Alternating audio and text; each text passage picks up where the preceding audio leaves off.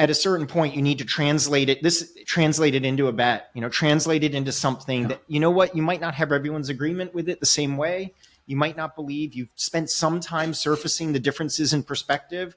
You have to turn it into something tangible. Yeah.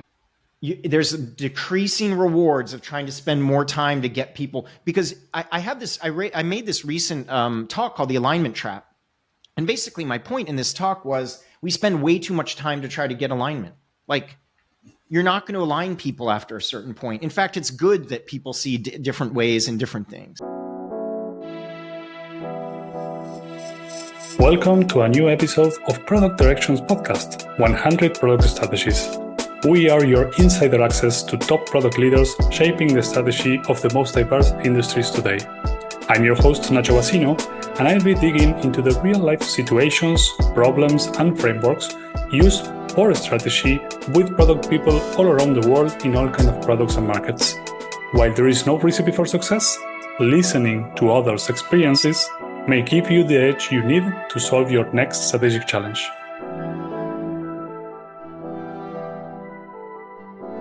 Hello everyone, welcome to a new episode. Today I'm with Sean Cutler, a very thoughtful thought leader in product management that I have admired and followed for a long time. So really happy to have you here. Sean, welcome to the program. Yeah, thank you so much for having me. I like to say I'm an afterthought leader, or like a second thought leader. Like, you scare me with the thought leader thing, but yeah, I'll take it for now. That's good. Okay. So can you introduce yourself and a bit of your background and what you have been doing lately?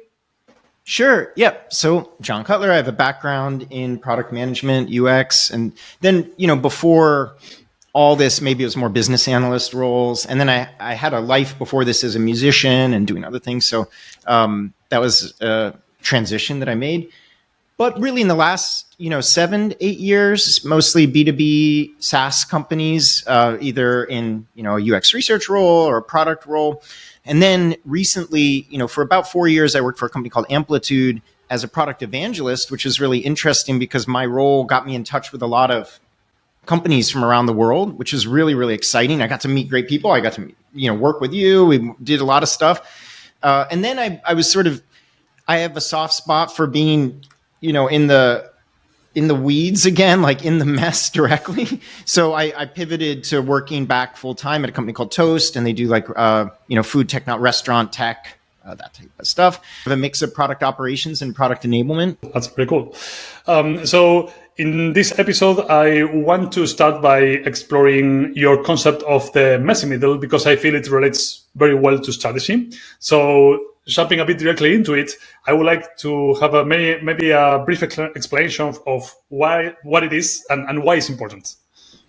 Yeah, we were chatting about this before. We could take messy middle in a couple of different ways. But the way I use that a lot is, most people can relate to these very actionable things we do at work. We go in, we do a task, we do something.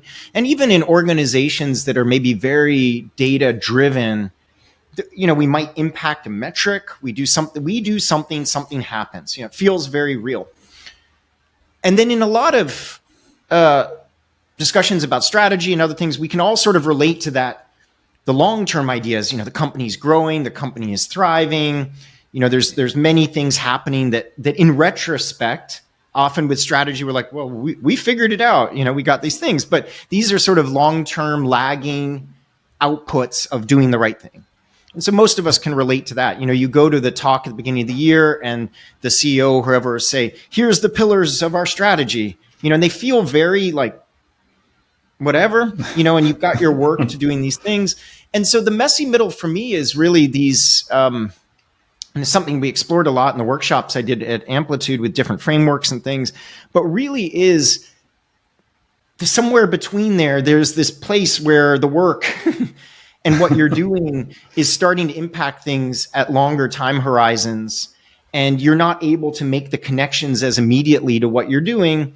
And in my mind, also related to strategy, that's where a lot of the strategic thinking happens, right? Like understanding those impacts are where it's happening. So hopefully that gives you a description. I think, one analogy you could use in your personal life is, there's the things you do every day or maybe even that week or that month. And then there's, our long-term aspirations of like, oh, we're going to do this with our family, or we're going to do this with our money, or we're going to do these things. And then there's this kind of gray area between those two things. And that's where a lot of the debates happen in companies. The actionable things feel real, so everyone understands them. The long-term things feel exciting, and frankly, they're not very real feeling, so everyone can agree with them. It's the middle things that are really complicated for teams. So yeah, that's my interpretation of it.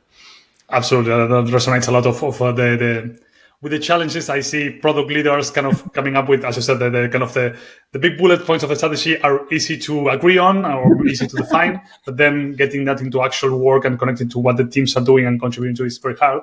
So maybe the natural question, since you did a bit of workshop on that, is what do you recommend to product leaders or even to product teams kind of trying to solve this messy middle problem? Well, I think that, ultimately you have to name it to tame it. You have to put a label on those things. And so I would say, it's very popular these days. There's a number of these sort of mapping and graphing techniques. And what are all of them doing? All of them basically are creating input-output relationships or causal relationships. So very, very clearly, someone will make a map of something and say, we're working on this to impact this, to impact this, to impact this, to impact this. They're all kind of the same in a sense, because what they're talking about is they're talking about like a causal chain or a causal tree to do these things. Yeah. So I think that the reason why these different techniques, North Star framework and opportunity solution tree and impact mapping and blah, blah, blah, all these things are the same, have the reason why they're attractive to people is because they get those conversations going. They explore. And it's funny, when we did these workshops a lot, I could almost guess where it would be for teams. I would say to them something like, okay, tell me what you're working on. And they would list all the things that they're working on. And then I would say, well, why are we doing that? Or what are we hoping to influence?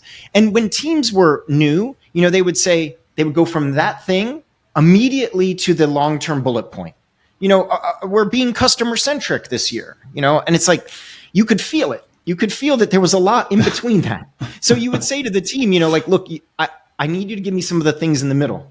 And they say, well, we're working on this to maybe do that, and so that's where the discussions happen. So I think that the actionable thing most companies can do is, it doesn't really matter the method that you're using. I actually think now in retrospect, what matters is that people are talking about it and putting a name on those things. Another thing too is that for every team is just to take one step, and I call kind of like bumping up or pushing up one level. So, I use many funny tricks with teams. I'll say, well, that's a 1 to 3 week bet. Well, what's your 1 to 3 month bet? Just like one level. And I'll say, well, I'll say, well, what's your 1 to 3 quarter bet?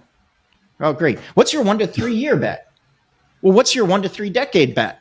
Kind of going up the stack. But for many teams, just going one level higher is really, really important. And, I created this sort of framework called mandate levels, but in mandate levels, you sort of are describing what I just talked about. And for many teams, it was just going one level higher in the discussion that was like a big step for that particular team. And so I think that, I don't know if that helps, but I think, labeling it, discussing it, and then, having those discussions with your teams is just basically the start. It sounds easy, but it's way harder in practice to do. Yeah, I love the mandate levels framework as well. I actually use it with some teams when we're having this exact discussion. What I tend to feel is that, maybe going back to what you were saying, when a strategy goes wrong, you can basically justify anything you are doing to this kind of high level thing like customer centric. So what I find these maps useful for, even when you can go from what you are doing to the higher levels, is trying to understand the complexity of what we might call the opportunity space or the problem space, and then going through a more logical selection of the topics and which one are more important. So maybe a question to that is, how do you feel when you are coming from bottom up? How can you explore this sort of, let's think wider instead of narrower? Well, here's the funny thing. When you create a safe space for teams, I've never found it difficult for them to explore the space thing. I know this sounds dumb, but like, I have very simple rules. It's sort of like, look, if you just start on what you're doing. Okay, what are you hoping to impact? This. Okay, give me 5 other ways to do that. Great. Boom, boom, boom, boom, boom, boom. Great. It's actually kind of a game, and so it's not like they haven't thought about those particular things or they didn't discuss those things, but often in the way that people work, they've settled on one idea, they've settled on one thing. And so that's just that basic discussion. It's a little bit like you talk to someone and they say, well, where are you going on vacation? Switzerland. Why are you going on vacation? Well, I want to spend more time skiing. What are 5 other ways that you could go ski? Well, I could go to these other places, but they've dreamed to go to Switzerland to do these things. Why do you want to go skiing? Well, we want to have, there's different things that you could do with it. So I think that it's, the other thing too, is you build a sense for when you're up too high or too low. Like if you say, how should we be customer centric? And you start brainstorming, you'll have 1,000 sticky notes. Yeah. You've probably started too high, right? Like to what you're doing. One other thing you realize as well is that people are very drawn to solutions. We all are, actually. And so one thing you learn is that solutions are the clue. And people, I think, get afraid of talking about solutions. They say, well, we shouldn't talk about solutions yet. Well, I think very differently. Talk about solutions all day. Let's brainstorm 20 ways you could do it, because that's kind of data to learn about some ways that you could think about impacting these particular things. Another thing that I've thought a lot about is everyone says my company doesn't have a strategy. We don't have if only we had a strategy, if we just had a strategy. Look, I think in the real world, it's like a lot harder to do that. I think what they're saying is, I wish someone could make decisions. I wish we could have I wish I could have clarity. No. Strategy is messy. So I sometimes think they don't really want a strategy. What they want is they want someone to make some decisions and have an opinion on what to do. So they're not trying to juggle as many different trade-offs that they want. So this is kind of an aside to the question, but I think ultimately, it is just this game of kind of going up and going down the tree and talking, having these discussions, and sometimes just giving teams permission to talk about that.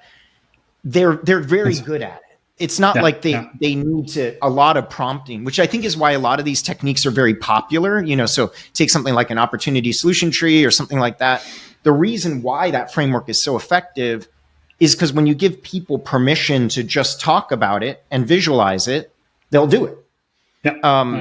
Whereas actually in discussions I have much harder times getting senior leaders to actually go deep on strategy than I do having teams to think about going up and down the opportunity space or something like that. And because I think that one of those discussions is pretty threatening, and you have to, it's hard. It's a lot of mental work. You got to do these things. The opportunity stuff in those spaces, teams, once you say go for it, they go for it. They go and figure it out. So. But one thing that's interesting about what you said, and relating back to what I was saying, I hope we have more strategy, which totally relates to making decisions. Actually, the going away from the victim position, when you visualize things, when you visualize options, and you can actually go back to your management and say, hey, this is what we are seeing, which path we can take, or we believe this is the right path. Do you agree? So you enable, as you said, the conversation, which is the richest part of this maps. And I mean, if you look at any strategy framework, you look at, I don't know. Okay, so you look at like Rummelt or something like that. They have these 4 categories, and the last one is coherent actions. It's basically like, kernel diagnosis, guiding principles, and the last one is coherent action, I think. The reason why those end up at coherent action is because that actually feels real to people. Most people, I remember a CEO once telling me after we did a session on strategy, they said, this is great, but I can't tell the company this. Why? Well, we have an existential crisis. Yes, you do. He's like, I can't just go to the company and say, hey, everyone, we've got an existential crisis. Because they all say we want a strategy, but if you actually say this, right? I was telling you before, I was involved in sports and things, and it's like, you'd arrive at a race, we were racing bikes and something, and sometimes the strategy was like, we are not as strong, and we're all tired, and we're going to get beaten, and there's a 10% chance that we can win this race if we just do this thing. That's hard in a corporate setting. Imagine the CEO at kickoff in the beginning of the year is like, there is a 20% chance we can succeed here. Thank you very much. This is my speech. So my point back to that thing is that for most of the company, even when people say we want a strategy, most people in the company equate a strategy to clear ideas of coherent actions that they can take. And so I think that that's a realistic, that's real world, versus like the strategy nerd community. You want to think about it all day. You love saying, well, that company, wow, they're gonna die soon. You know, like it's easy to talk like that from the outside, but when you're inside, you're not going to talk like that. Yeah. Oh, I mean, I have so many questions about what you said, but maybe we'll start with the big one, because you talk a lot about bets, right? And the way you're describing this feels like at the end of the day, when you are doing strategy, or the CEO of management is doing strategy, at the end of the day, they are kind of making a decision to bet in this particular branch of the tree, or in this particular side of the impact map, or whatever. But actually, that's the sort of thing that we're going after. Yeah, and I mean, the one thing I like the framing of bet, because, you know, it has risk, it has reward, it has, you know, upside, downside. You know, to make bets, you need information, which is great. Like to make a good bet, you need information to make a bet, but you can't wait forever for perfect information. You know, it's like, it's a fun analogy to do that.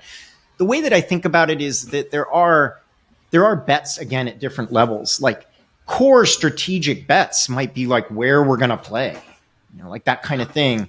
And so those decisions feel very distant. You know, they're going to impact lots of these related bets, but it's a very like abstract bet. And that might be like I use that might be a 1 to 3 decade bet, or 1 to 3 year bet. You know, we're going to generally play in this particular area to do it.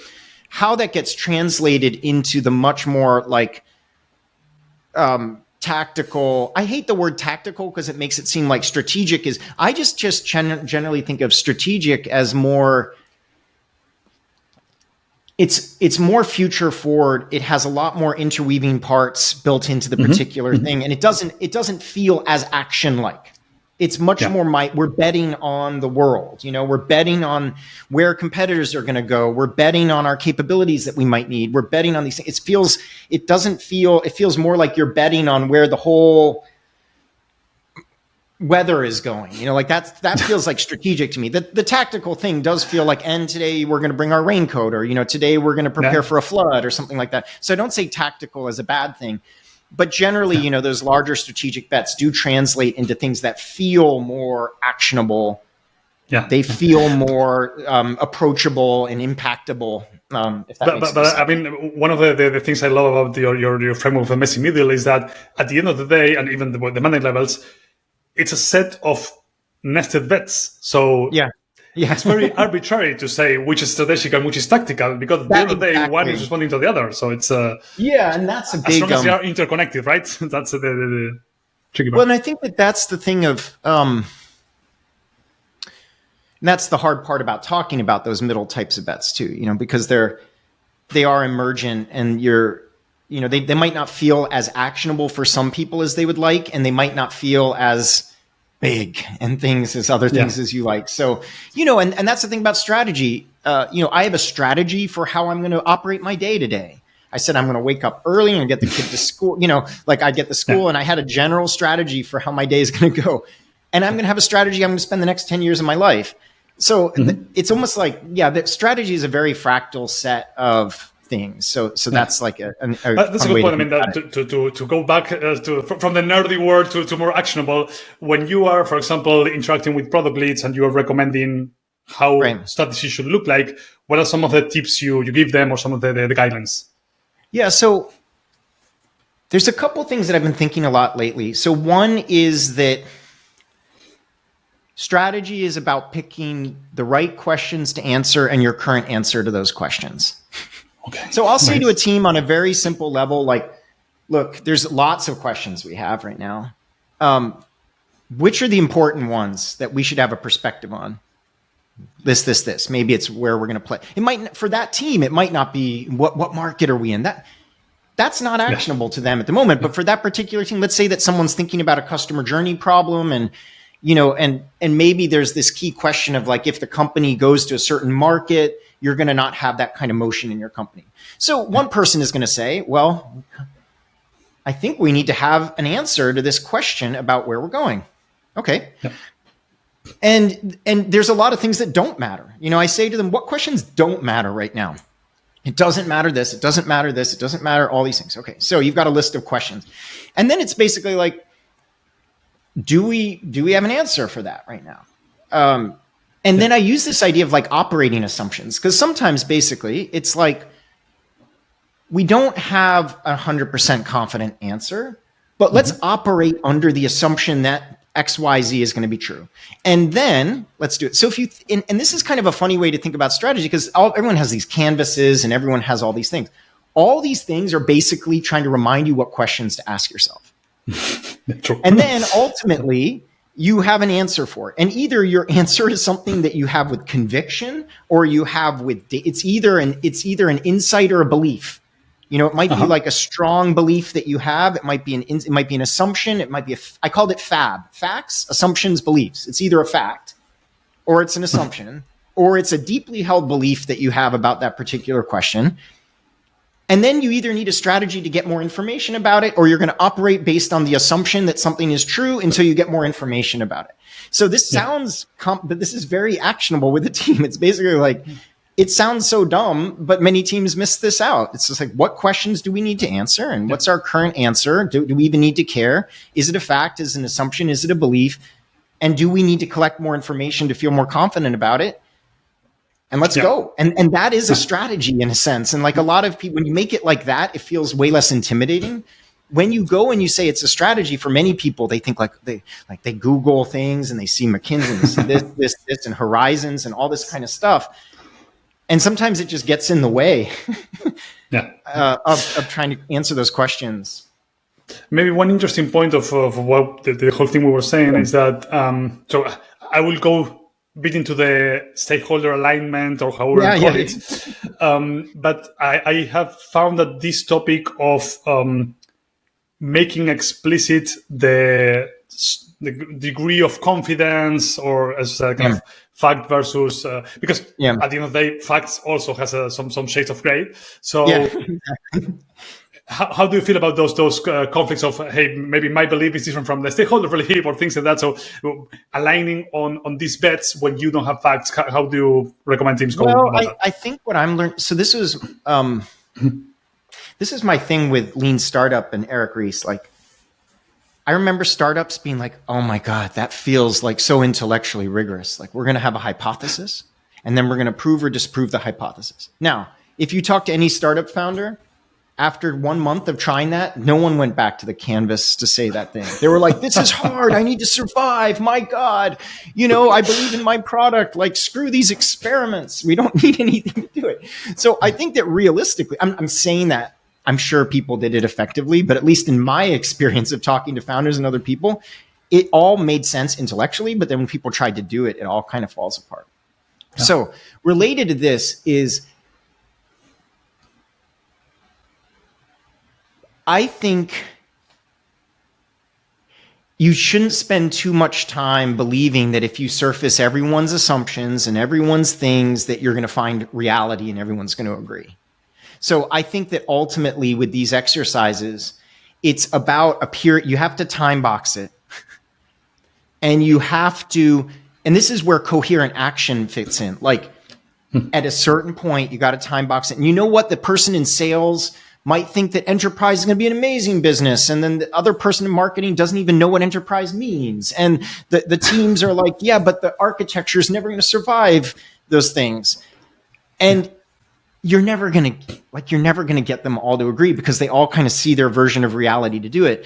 At a certain point, you can, and this is where, company culture and commitment and committing to this idea of doing these things is, at a certain point, you need to translate it into a bet, translate it into something that, you might not have everyone's agreement with it the same way. You might not believe. You've spent some time surfacing the differences in perspective. You have to turn it into something tangible. Yeah. At a certain point. And I would say that to anyone listening, there's decreasing rewards of trying to spend more time to get people, because I made this recent talk called The Alignment Trap. And basically my point in this talk was, we spend way too much time to try to get alignment. Like, you're not going to align people after a certain point. In fact, it's good that people see different ways and different things. And so I basically said, like, at a certain point, you just got to create the conditions where different perspectives are going to just generally push you in the right direction. And then and surf that wave to do that. So I don't know if that's, don't try to be too intellectual about it, but basically, I don't think people after a certain point, any extra efforts to try to tease out more assumptions, more beliefs, more data, more of those things going to hit the wall you talked about. And that point, when you start to propose different you go into whatever tree or map or whatever, when you start to just see where there's convergence on those ideas, you have to translate it to action, because people agree to actions. They don't agree to workshops where they talked about assumptions. They're not like, oh, you caught me right there. I remember a year ago we did the workshop. You're right. I'm going to go back and update my thing. It doesn't work like that. No, what's interesting that, I mean, I really resonate with the idea of the time box you said, because what I usually say is, going back to what I was saying, kind of these are bets. What you don't need to say, hey, this bet is $1 million. I we need to put all the money right now. We can spend $10,000 to kind of build something, test something, gather more information, and then commit the extra bucket and kind of keep growing from there. Because also one thing that teams or leaders, product leaders used to kind of fear is that once I place a bet, I need to stay with my strategy for a year. No, that's not true. I mean, the intention is that you start going in some direction and you collect feedback from it. And isn't this what agility is about into these things? And this is why the people who are like, strategy doesn't matter, it's just execution to this thing. There's something to be said for, and this is, I don't think, maybe, I don't know, depending on the strategy thing you think about, like people will talk about your ability to execute and your operational ability as an input into your strategy. And so a lot of people, when I see them on LinkedIn say, if we just had a strategy, if we do this, I think to myself like, that company has gotten to a point where it doesn't have options. And so strategy is also about creatively deciding which options not to pursue and where to create optionality in your actions, right? Of things that you're doing. Like you think about how to create optionality. So if you're kind of ahead of the strategy loop versus your competitors, you have the ability to make more mistakes. Like you have the ability to learn things faster. You have more options that you can potentially take that you're not necessarily investing in that point. If a company has gotten to that point where it's decided to try to be a million things to a million different people, strategy is very, very difficult because every strategic choice is going to have very large impact and ramifications for the particular business that it has. So it's kind of, the analogy, again, I'll just use this bike racing thing because that's something I was doing. When you arrive with a strong team and you have lots of options and you have a lot of people on your team who can win, you can take more risks. And if you arrive with no one on your team or 3 people, there's only one way you can win, and it's going to be very difficult to be able to do it. So I think that's something people forget, that they imagine as strategy as being much more decisive. But when you see companies that are doing it well, they have a lot more options. And so it's more of it's more that type of discussion than like, we need the strategy to save us type thing. Yeah.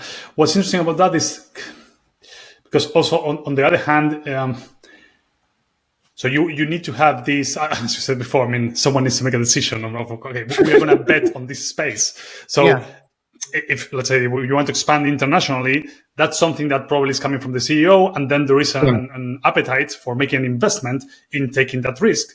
And then what the optionality comes into, okay, we're going to test many ways to penetrate in this market. So there is some level of, hey, we are definitely going this direction. And we will, maybe from this time box, we're saying we will test many time boxes to see what's the right way, but the strategic direction is clear.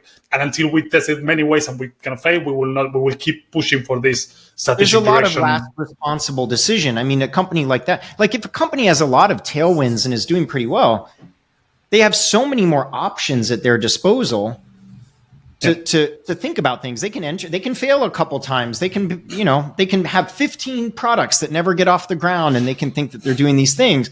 Whereas, I mean, this is the one thing too, I think for most startups, strategy is a very simple thing because all you need to do is survive. There's only one thing. You're vastly outnumbered. You're vastly out things. You have one shot at doing these things.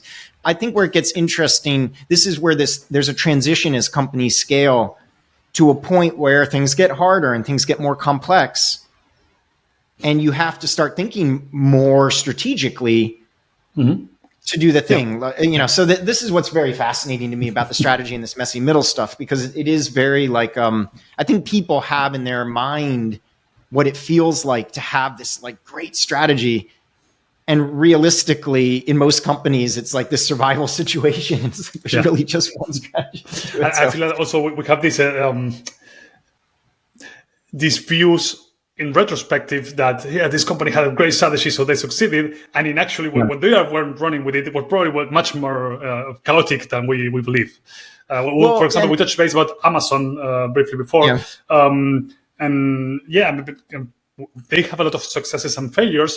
But also they have this commitment coming from Bezos or very high level people.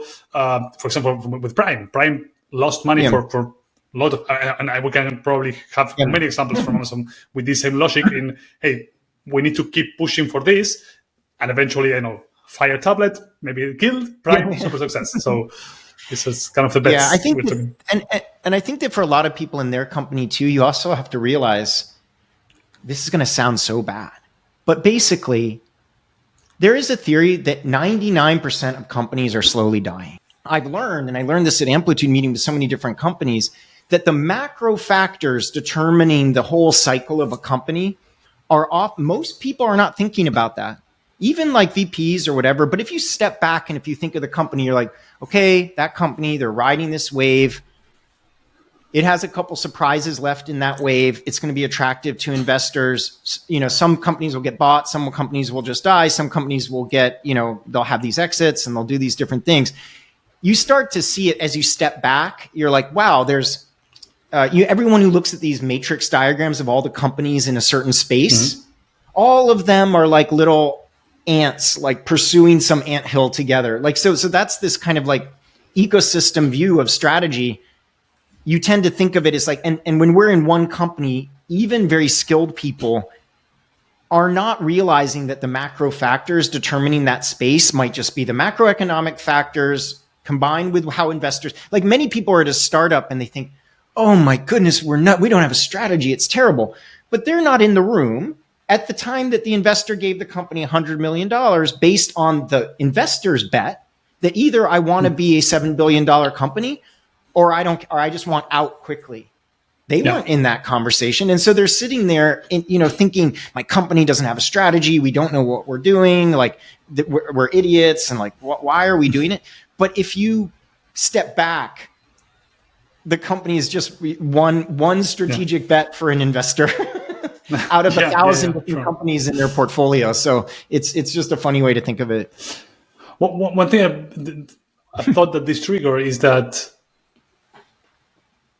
what's the value attribution of having a good strategy? Because what theory will claim is that besides everything we discussed before, what you will say is that you are trying to select something that gives you an advantage to compete in that kind of ecosystem that you were mentioning. Yeah. So you are trying to find, okay, this ant hill that we are climbing, which is the way I can climb faster or the strength I can leverage to go faster than my competitors. I'm not sure where I'm going with this question, but what I'm trying to say is that the attribution, even though you're having this fatalistic view, I think at the end of the day, there is some reasoning for people climbing for a strategy and leaders actually putting some thought into it. Remember, I'm just talking about scales. Like it obviously does matter for the company. I mean, if you're a betting person, that's the thing is you show up at a race or you show up at a thing and you're going to have people who don't have a good strategy and people have a marginally better strategy. I would expect generally better results from the people who had a better strategy to do these things. And I think that one thing, the idea I've been using a lot lately is, it is really about deciding where the companies can waste so much money cumulatively on stuff. Legitimately, even if you look back in 6 to 12 months, you'll be like, what were we thinking? Like that lack of, so I think that sometimes the ROI on this thing is just I got really into this idea of capital efficiency in the last like 6 months and thinking about how are we using our capital efficiently, basically. Mm-hmm. And it's different from normal efficiency, which might be like, if you think of a garden, you think there's productivity, efficacy, efficiency, scalability, those things. And so efficiency has an idea of like, you're growing for the lowest amount of input money that you're putting into this particular thing. One thing that you learn when you think about capital efficiency is that the phrase capital efficiency is important because it's always pinned to your strategic objectives. So if someone like cuts 10% of their teams because someone has said, you need to hit this profitability goal, that's not capital efficiency. Because capital efficiency, by definition, is a more long-term thing. What's your capital in your company? It's the knowledge you have, it's the smarts, it's the IP that you have. There's all sorts of different forms of capital within the company to do it. Yeah. So you're thinking about your long-term strategic objectives. So that's how I tend to think about strategy and its impact on capital efficiency. And so when you have a good strategy, you tend to make better decisions about applying your capital efficiently. So if you send half of your team to do some dead end thing that no one really thought through, and 3 years later you're struggling because you have to do reactive things to stay relevant in the market, the cost of that decision is not just the salaries of the people that you decided to make do the thing, it's also the extra impact on capital efficiency 3 years from then when you had your back against the wall. So when you see companies that have to do like M&A strategy because they were never able to do the right thing internally, what you're talking about is you're almost talking about the byproduct of those strategic decisions. Like, is there a way that maybe they could have fostered those products internally? Now, M&A is an interesting thing because M&A can be a viable strategy. It can be like, we'll never win this market unless we do that. So that's a great example of the ROI of this, like a reactive M&A strategy, because we moved so slow, we couldn't figure this out ourselves, is very different from a deliberate, disciplined M&A strategy. And then back to your point about quantifying the impact of strategy is like that reactive form of strategy. What did that cost the company? How many options did it reduce to do it that way? So that's how I tend to think about it, is just as it relates to capital efficiency in terms of like long-term effects to do it. Yeah. And then what's interesting about it is that at the end of the day, you are placing a bet. So, we can talk about the good results or the bad results. For example, talking about M&A, you can say, for example, Google wanted to enter and conquer the video market. So they first started Google Video. They suck at it, but they stick to the strategy. So then they acquire YouTube and was a huge success. So that strategy, we can say the strategy was sound, but then the different investments have different level of returns depending on the second level action that you're taking on it.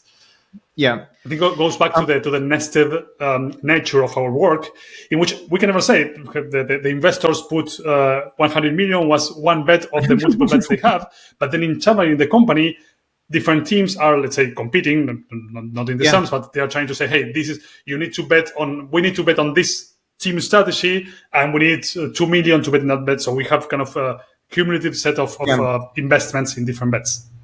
Yeah, and I think that's also goes to just bringing it to be very practical for people to think about it. It's, this part of this is around when you're selling your ideas that you have and pitching to your team and what you think you can do. It's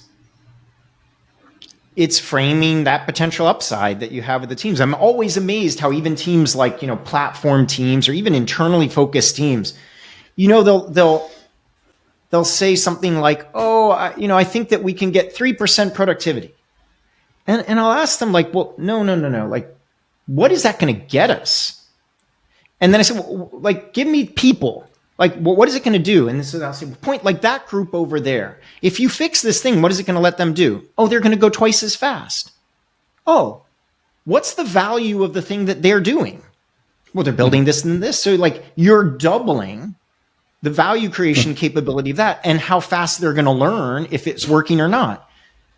So don't talk to me about like 3% of, do you know what I mean? Like people are really bad at pitching this stuff. So I'm like, you walk into a meeting and you say, I'm going to make 500 people 3% better. That's like a couple meetings here and there. Like it doesn't feel like a thing. But if you rather say, I'm going to make 50 people twice as fast and accelerate their strategy and accelerate what they're doing and doing that, that's my strategy, is to accelerate their strategy.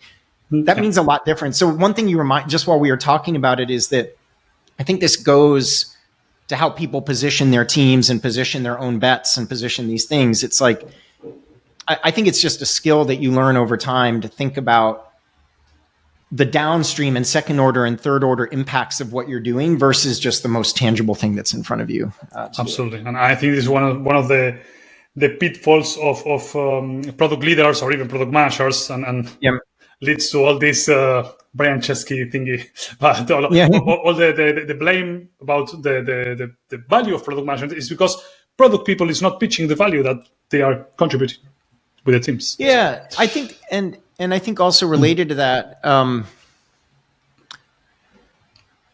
also people just fall into habits in their company, like a lot of, I used to ask that a lot. I always would love when an engineer, someone would say, what value are you bringing to us? You sit in all these meetings, apparently dictating our future.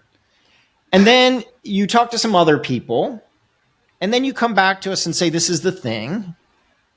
Like, what, like, when did you just last talk to customers? Like, what are you doing? Like, what are you doing other than sitting in all these meetings, hearing all these different things and deciding on that? And I think that goes a lot with, if a product manager, I used to always say this a lot, like if a product manager says, wow, I read one somewhere that an engineer makes a cost benefit decision every 15 minutes. So I'm pretty sure that it's the same thing for a designer. And just thinking about the impact of strategy and the impact of context and insights and things like that, like the way that I would think about a PM was, wow, if I can just even add 10% or 20% to the decision quality of every single bet, like in one day, we're making 50 little mini bets, and every day we're all making these bets. Yeah. And if I just can continue to add more context to do those things, I can bend the curve for our product to do that. Whereas like some PMs are just thinking, oh, could I get more story points out of the team or something? Like it's just a very, very different way to think about what you're doing. Yeah, I actually made just a side thought, and I'm probably getting nowhere, but it's also about reducing the cognitive load of these many decisions, because now the engineer knows that probably we are going this direction, so you don't need to think about all these other ramifications because you know where you're going. But anyways, isn't that strategy in a sense? So the analogy that I use for a lot of folks about strategy now, and I talked about this in this alignment trap thing too, is a lot of people say, well, we want a simple strategy. Well, it's one thing. I think that that's right. But it's one thing to take a complex situation and then pretend it doesn't exist and say, well, we just got our 5 pillars for the company. But really, in a sense, strategy is deciding what parts of a complex problem you're going to hold constant. Yeah. It's like, we're not going to worry about that. It does narrow the focus of people to reduce cognitive load, to allow that. And we did an exercise internally with the teams, and I described sort of strategy, or at least these things, as automated no's and automated yeses. Like, you've got, like, it just, to that point of having to make that many decisions all the time. It's like we've narrowed the world of what we need to do. And again, I'll keep this one analogy because I've been thinking about bike racing a lot because I'm out of shape and I want to get back into bike racing. But, like when you start a race, it's like you would tell someone, if that person over there decides to ride away, you will be with them. That's it. You just need to sit behind them the whole race. And if they decide to ride away, just be behind them. Never go in front of them. Don't work with them. Just stay there. And they're going to hate you and they're going to shout at you, and just stay there. Now, what is that doing? It's like that's strategy, and it could change immediately. And obviously you trust people to change the things immediately if the things change. But that's like an automated yes and automated no. Like, it's a very easy idea about what you need to do to do with that thing. And so anyway, it's kind of, it's like, automated yeses, automated nos is an interesting idea. Yeah, love it. Since we're running out of time, I want to go to my last closing questions. The first one is around other pitfalls that we may not have covered here and you may have seen teams falling into.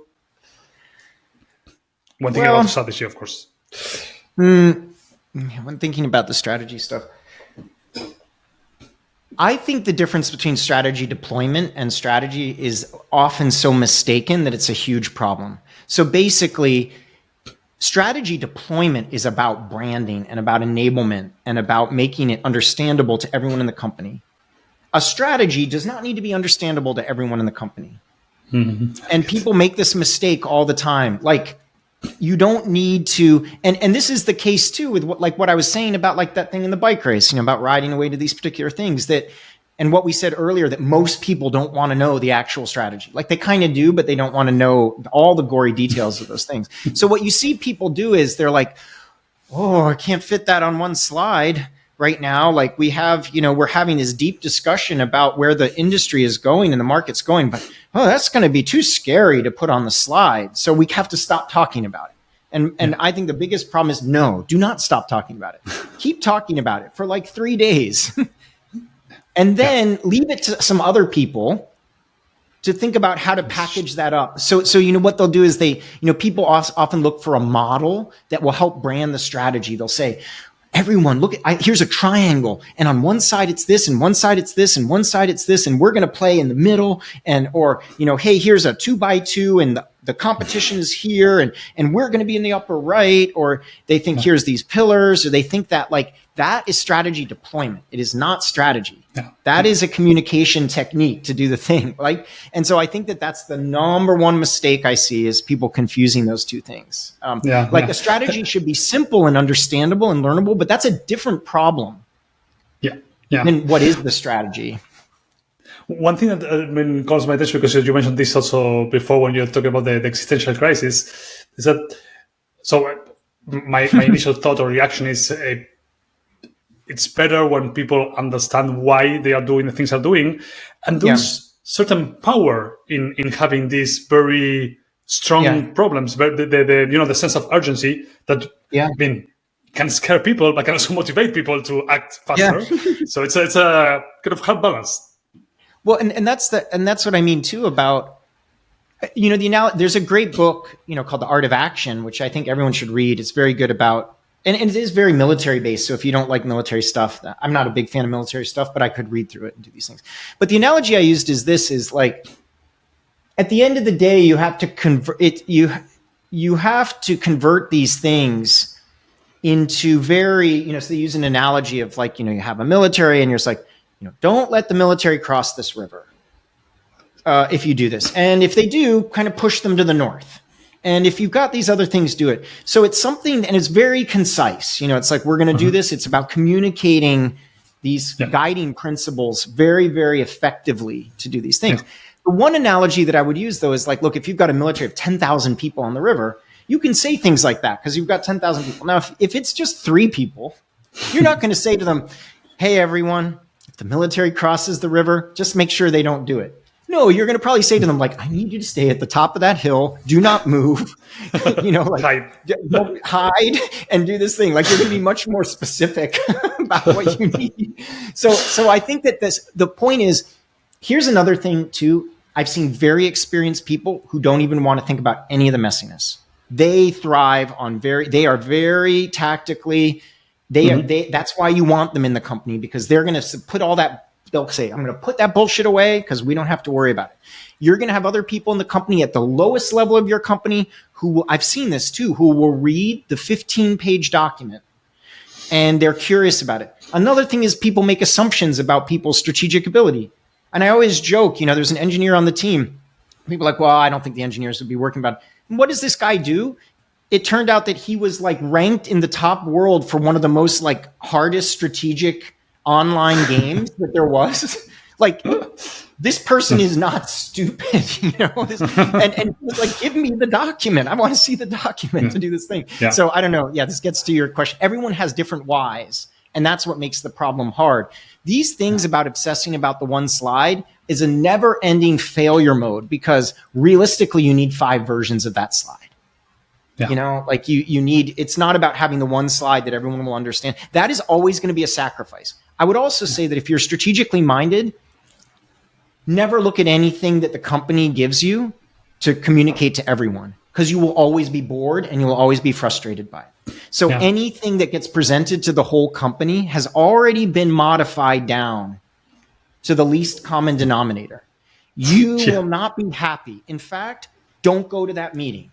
Don't look at that deck. Don't look at those things because you're going to get pissed off.